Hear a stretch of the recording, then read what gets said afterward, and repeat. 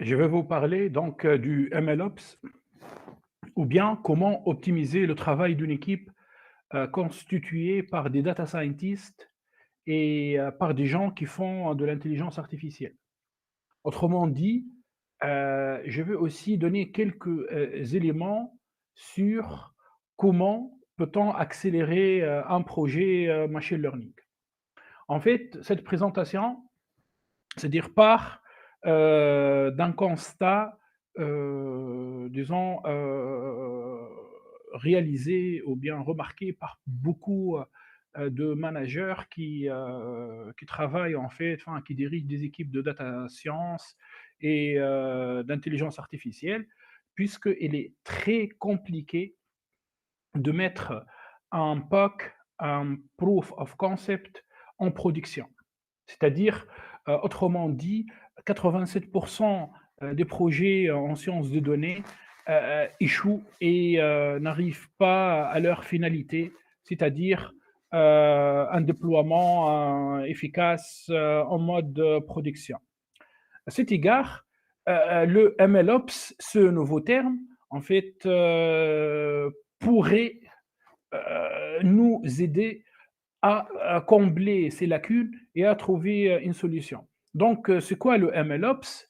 MLOps, en fait, c'est le machine learning mélangé avec du DevOps.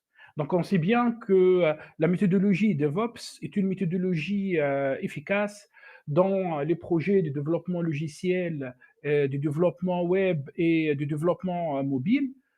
Par contre, en fait, en machine learning, à part le code, on trouve des modèles, on trouve des paramètres à régler pour trouver en fait les meilleurs modèles. On parle aussi des hyperparamètres et on trouve aussi des données. Donc le MLOps essaye de gérer les données et les modèles et bien sûr le paradigme DevOps. Bon, en fait, quand j'ai réfléchi à ce problème, j'ai trouvé, 2 ou 3 plateformes permettant, c'est-à-dire d'implémenter, le la méthodologie MLOps, en fait, dans une équipe, de data science. Ces plateformes sont Airflow, Kubeflow avec K-U-B-E Flow et MLflow. Donc aujourd'hui, je vais vous parler du MLflow. Alors, je vais présenter le plan, de cette vidéo. Donc, je vais commencer par une présentation rapide du framework MLflow, développé par l'entreprise américaine Databricks. Puis, je vais introduire le modèle mathématique que je vais utiliser pour illustrer mon propos, ElasticNet. Puis, en fait, je vais passer à une session de live coding avec la méthode classique. C'est-à-dire, je vais implémenter ElasticNet avec Python de manière classique. Bien sûr, sur Jupyter Notebook. Puis, à la fin, je vais passer en fait à je vais réaliser une autre session de live coding, mais je vais vous montrer comment, en intégrant en fait du code MLflow, on peut en fait améliorer le déroulement opérationnel, c'est-à-dire des différentes expérimentations appliquées sur les modèles de machine learning. Alors, commençons par MLflow. Donc, MLflow, c'est une plateforme open source qui permet de gérer les différentes étapes ou bien le temps de vie d'un projet machine learning. Donc, on trouve en fait du tracking, c'est-à-dire du suivi. On peut réaliser des projets, on peut en fait enregistrer des modèles. Bon, moi, je veux vous parler plutôt du tracking. Voilà, voilà par rapport à MLflow. Après, donc, je vais donner le contexte en fait de ElasticNet. Alors, on est en intelligence artificielle. À l'intérieur de l'intelligence artificielle, on trouve l'apprentissage automatique ou bien le machine learning. À l'intérieur du machine learning, on trouve l'apprentissage supervisé. Et donc, en apprentissage supervisé, on trouve la régression et la classification. Parmi les modèles utilisés en régression, on trouve la régression linéaire ou bien la régression multilinéaire, dite aussi linéaire multiple. Et en classification, parmi les nombreux modèles utilisés, modèles et algorithmes bien évidemment, on trouve la régression logistique. Donc, c'est quoi ElasticNet? En fait, c'est une méthode de régression avec une technique de régularisation qui combine linéairement les deux normes L1, c'est-à-dire la valeur absolue, et L2, hein, c'est-à-dire la norme qui utilise la racine carrée, hein, c'est simple. La norme 2, c'est racine carrée xa moins xb au carré plus ya moins yb au carré. Donc, on parle en fait des méthodes de la Sweeridge. Rapidement, je vais vous montrer la formule mathématique en fait de la fonction objective ElasticNet comme elle est implémentée dans scikit-learn. Donc là, on trouve en fait le terme traditionnel de la régression linéaire multiple, ou bien régression multilinéaire. Puis on trouve ici en fait une norme L1, bien évidemment en fait avec deux coefficients. Et après, le but du jeu, c'est de jouer sur ces deux coefficients, le alpha et le ratio en L1, afin d'améliorer la prédiction. Puis ici, on trouve en fait une terme avec la norme L2. Donc, en fait, on va décortiquer ces trois termes. Commençons par le premier terme. En effet, en régression multilinéaire, on essaie d'expliquer une variable cible, dite aussi target variable, prise à partir en fait d'un ensemble d'observations. Là, on parle en fait de n observations, peut-être 100 000 clients, 200 000 lignes par exemple, d'accord. Donc chaque ligne, nous avons une variable cible yi et on trouve en fait P, variable explicative, c'est-à-dire X1 pour le premier client, X2 pour le premier client, X3 pour le premier client et XP pour le premier client. D'accord? Donc sur une ligne, on trouve P, variable explicative, ce qui nous donne l'existence de P plus 1 paramètres, donc de bêta 0 jusqu'à bêta P. Voilà, donc ça c'est une régression linéaire multiple. Donc, en fait, on va écrire la différence entre cette quantité qui se trouve à gauche et cette quantité qui se trouve à droite, d'accord?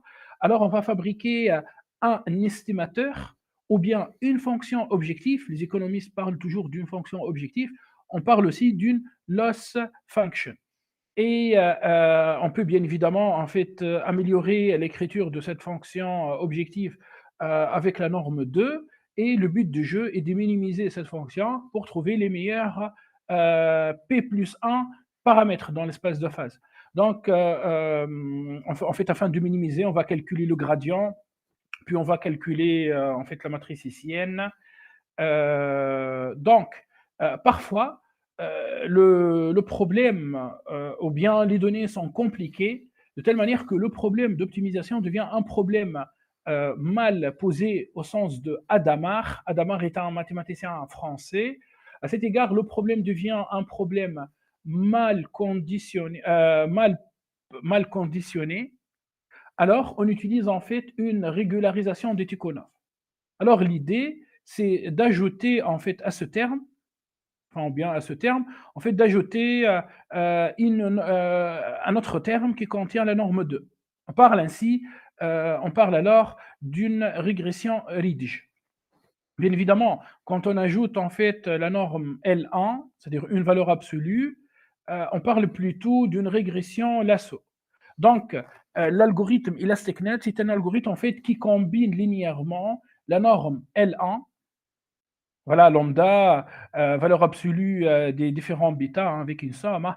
Ici, attention, bêta ici c'est un vecteur, plus lambda 2 fois la norme L2. Voilà. Et là, bien sûr, c'est ElasticNet implémenté en scikit-learn. Bon, pourquoi j'ai choisi en fait un modèle mathématique? Vous allez me dire, afin de réaliser une régression ou bien une classification, j'aurais dû, enfin, il existe en fait par exemple l'algorithme XGBoost, l'algorithme CatBoost. En fait, les modèles mathématiques restent des modèles interprétables via des tests d'hypothèses statistiques. Et parfois, c'est notre dernier refuge, car malheureusement, les méthodes ensemblistes et le deep learning n'est pas interprétable, même en fait avec ce qu'on appelle les feature importances. Alors, comment ça va se passer en fait la session du live coding? Donc en fait, je vais utiliser comme environnement de développement intégré VS Code, voilà, et je vais en fait utiliser aussi Jupyter Notebook. Alors, donc c'est bon, là, j'ai présenté le modèle mathématique ElasticNet. Allez, on va commencer, en fait, tout d'abord par lancer, la plateforme MLflow. À cet égard, je vais venir ici, en fait, je suis dans un dossier, voilà, j'ai créé un dossier, je l'ai appelé CICD. Pourquoi CICD? C'est pour Continuous Integration, Continuous Delivery. N'oubliez pas, on veut faire du MLOps. Donc, je viens ici, en fait, dans VS Code, je vais créer, je vais en fait lancer un nouveau terminal. Je vais créer un répertoire test. Je vais me placer dans test. Donc, dans le répertoire test, je vais créer un répertoire data. Et puis, je vais tout simplement en fait, envoyer le fichier contenant les données, donc chemical liquide. Je vais envoyer ce fichier c'est-à-dire dans le répertoire data. Voilà. Puis, quand je veux me placer dans le répertoire test. Alors, donc dans le répertoire test, donc allez, je vais me placer en fait dans ce répertoire. CICD, test, voilà. Donc on trouve en fait un répertoire data qui contient un fichier contenant des données, d'accord? Donc bon, je vais allumer en fait un nouveau terminal, voilà. Maintenant, je vais créer en fait un nouveau fichier, je vais l'appeler requirements.txt. En effet, dans ce fichier, je vais mettre les bibliothèques à installer. Donc, en fait, je vais pas m'amuser ici, c'est-à-dire c'est-à-dire en ligne de commande, à faire de pip install NumPy ou bien Pandas. C'est très pénible. Donc, une bonne pratique consiste en fait à synthétiser tous les modules dans un seul fichier requirements. Et puis, en fait, je vais lancer à un moment donné, je vais lancer cette commande, c'est-à-dire pip install -r requirements. Et là, je vais en fait installer tous ces modules. Donc, j'aurai aussi besoin de Pandas. Je vais lire le fichier. Scikit-learn aussi. Bien évidemment, en fait, dans l'environnement Anaconda, tous ces modules sont installés. Mais là, je parle, imaginons que on veut lancer ce projet sur un ordinateur vierge. Donc, on aura besoin de tous ces modules. Jupyter aussi,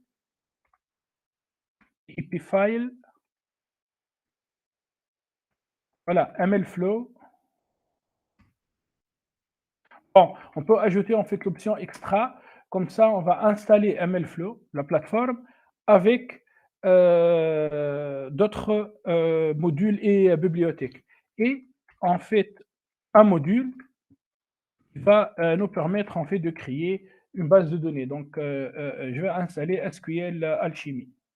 Donc, je viens ici, donc j'enregistre requirements, d'accord? Donc, je viens ici et j'exécute cette commande. Bon, pour moi, en fait, j'ai tous ces modules, enfin, ces modules sont déjà installés. Bon, pas peut-être pour vous, en fait, ça va prendre un peu de temps. Donc là, c'est bon, tout est installé. Bon, je vais taper en fait Python et à l'intérieur de Python, donc je vais lancer en fait une base de données, donc SQL Alchemy, from SQL Alchemy, je vais charger la fonction create engine et je vais ici définir en fait ma base de données. Je vais vous expliquer pourquoi on aura besoin en fait de cette base de données. SQL Alchemy, en fait, c'est une base de données relationnelle que je vais la connecter à MLflow, ce qui va permettre en fait à MLflow d'enregistrer des modèles. Donc, quand on lance en fait des modèles machine learning, tous les changements, bien sûr, seront en fait enregistrés. Donc, je vais appeler cette base MLflow DB. Voilà. Donc là, j'ai lancé l'engin. Bon, maintenant, je vais ouvrir en fait un nouveau terminal. Puis, je vais écrire cette commande. Donc, MLflow UI, donc backend, backend, star, URI. Puis, je vais mettre en fait, c'est-à-dire SQLite MLflow DB. Je vais mettre en fait, c'est-à-dire, disons, le chemin d'accès à cette base de données. D'accord. Comme ça, je vais connecter ma base de données, je vais créer à MLflow. Donc, MLflow.db.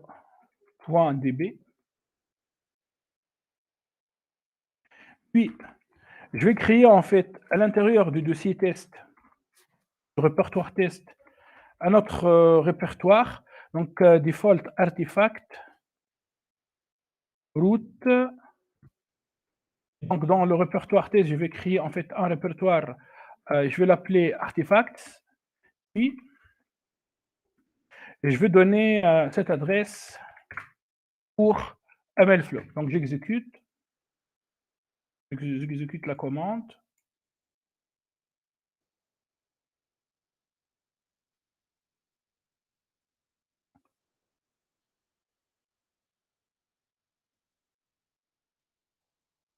Ah oui, default. En fait, il faut ajouter un L ici, pardon, je me suis trompé. L, voilà.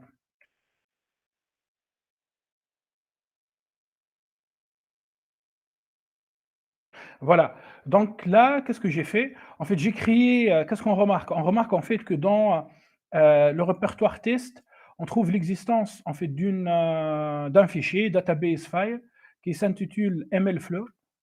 On retrouve ça aussi dans VS Code. Et en même temps, je viens en fait d'avoir un lien. Bon, je vais cliquer sur ce lien et voilà. Et disons c'est-à-dire la plateforme MLflow s'ouvre dans notre navigateur par défaut. Donc, qu'est-ce qu'on trouve ici? En fait, on trouve Experiments. Bien évidemment, c'est vide, hein, puisque jusqu'à maintenant, j'ai rien entraîné. J'ai entraîné aucun modèle. Et on trouve ici, en fait, Models. Donc là, je vais enregistrer, disons, les modèles mathématiques, bien sûr, les algorithmes aussi informatiques. N'oubliez pas, enfin, MLflow fonctionne avec Scalern, fonctionne avec Keras, fonctionne avec TensorFlow. Donc, puisque j'ai réussi en fait à connecter MLflow avec cette base de données, donc on peut en fait enregistrer non pas, enfin, le modèle, ses paramètres, ses hyperparamètres et enfin un fichier pickle, par exemple, un fichier qui contient tous ces paramètres ici. Voilà. Bon, maintenant, je vais laisser la deuxième partie, c'est-à-dire la session du live coding avec l'approche classique pour une deuxième vidéo.